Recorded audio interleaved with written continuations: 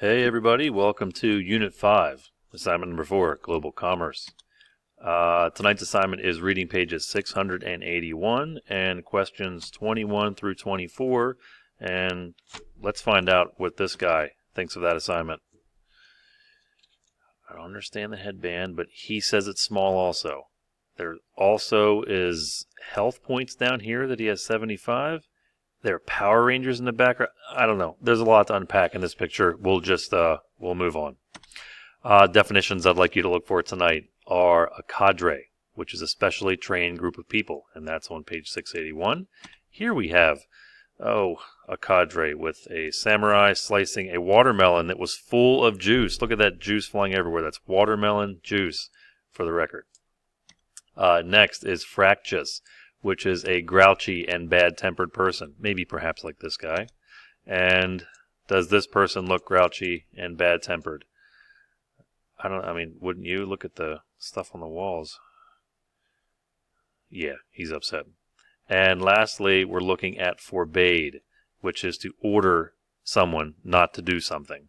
That is also on page 681. And what do you think? Scott Pilgrim versus the World, I think, right? Great movie. You should check it out if you haven't got the chance to. She is forbidding him to hit on Ramona. I don't know. Anyway, we'll catch you back here for question support at the top of page 681 with Asian commerce.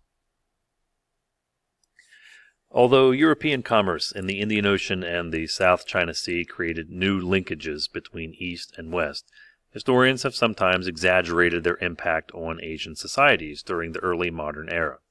Certainly, the European presence was far less significant in Asia than it was in the Americas or Africa during these centuries.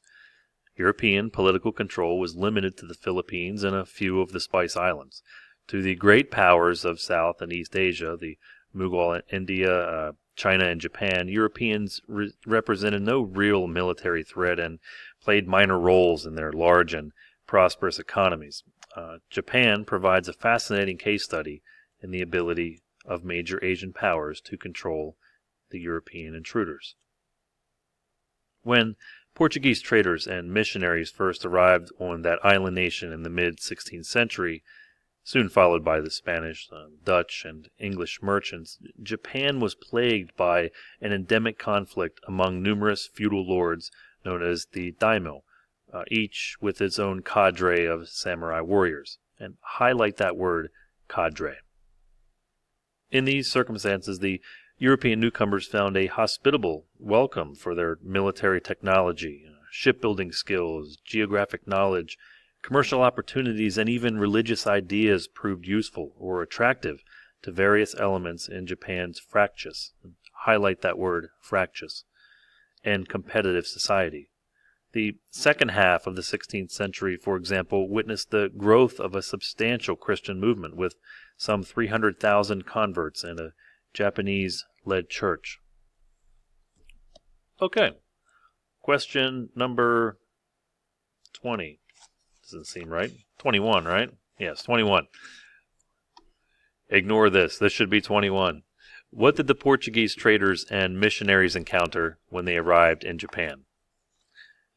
Stop and think and respond. Yeah, that's right. When they arrived, they found that the Japan that we know now was controlled by a lot of different feudal lords, each competing for power, and had their own group of well-trained samurai warriors. Continuing on. By the early 17th century, however, a series of remarkable military figures had unified Japan politically under the leadership of a supreme military commander known as the shogun, who hailed from the Tokugawa clan.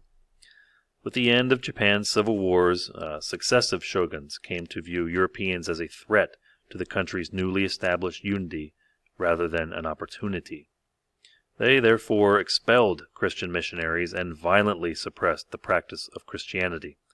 This policy included the execution, often under torture, of some 62 missionaries and thousands of Japanese converts. Shogunate authorities also forbade, and highlight that word, forbade, Japanese from traveling abroad and banned most European traders altogether, permitting only the Dutch, who appeared less interesting in spreading Christianity to trade at a single site. Thus, for 2 centuries, from 1650 to 1850, Japanese authorities of the Tokugawa shogunate largely closed their country off from the emerging world of European commerce, although they maintained their trading ties to China and Korea. All right, question number 22. How did Tokugawa shoguns come to view Europeans by the end of Japan's civil wars? Stop and think and respond. Yeah, that's right. Very simply, they viewed them as a threat and not an opportunity for trade. They were a threat. Question number 23. What actions did the Tokugawa shoguns take against the practice of Christianity? Stop and think and respond. Yeah, that's right. They threw them out of the country. They suppressed all practicing of Christianity. That includes torture and killing people. Again, they killed 62 missionaries and thousands of their own people because they converted to Christianity. And lastly, wrong way. Question number 24. Describe Japan's commerce with the rest of the world for 2 centuries between 1650 and 1850. Stop and think and respond.